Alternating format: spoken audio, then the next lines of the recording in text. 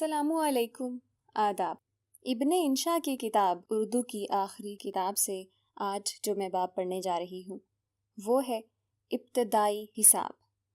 لکھتے ہیں حساب کے 4 بڑے قاعدے ہیں: جمع، تفریق، ضرب، تقسیم۔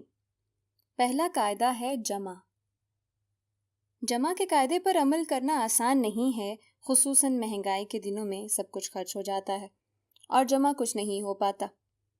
جمع کا قاعدہ مختلف لوگوں کے لیے مختلف ہوتا ہے۔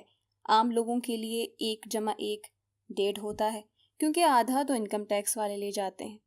تجارت کے قاعدے سے جمع کریں تو 1 جمع 1 کا مطلب ہے 11۔ رشوت کے قاعدے سے حاصل جمع اور زیادہ ہو جاتا ہے۔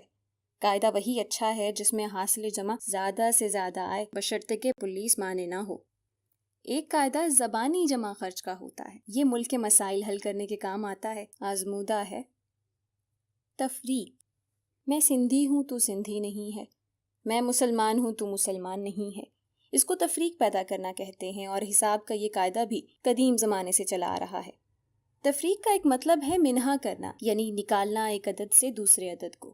بعض عدد از خود نکل جاتے ہیں، بعضوں کو زبردستی نکالنا پڑتا ہے، ڈنڈے مار کر نکالنا پڑتا ہے، فتوے دے کر نکالنا پڑتا ہے۔ ایک بات یاد رکھیے، جو لوگ زیادہ جمع کر لیتے ہیں وہی زیادہ تفریق بھی کرتے ہیں، انسانوں اور انسانوں میں، مسلمانوں اور مسلمانوں میں۔ عام لوگ تفریق کے قاعدے کو پسند نہیں کرتے کیونکہ حاصل تفریق کچھ نہیں آتا، آدمی ہاتھ ملتا رہ جاتا ہے۔ ضرب: تیسرا قاعدہ ضرب کا ہے۔ ضرب کی کئی قسمیں ہیں، مثلاً ضرب خفیف، ضرب شدید، ضرب کاری وغیرہ۔ ضرب کی ایک اور تقسیم بھی ہے: پتھر کی ضرب، لاٹھی کی ضرب، بندوق کی ضرب۔ علامہ اقبال کی ضرب کلیم ان کے علاوہ ہے۔ حاصل ضرب کا انحصار اس بات پر ہوتا ہے کہ ضرب کس چیز سے دی گئی ہے یا لگائی گئی ہے۔ آدمی کو آدمی سے ضرب دیں تو حاصل ضرب بھی آدمی ہی ہوتا ہے، لیکن ضروری نہیں کہ وہ زندہ ہو۔ ضرب کے قاعدے سے کوئی سوال حل کرنے سے پہلے تعزیرات پاکستان پڑھ لینی چاہیے۔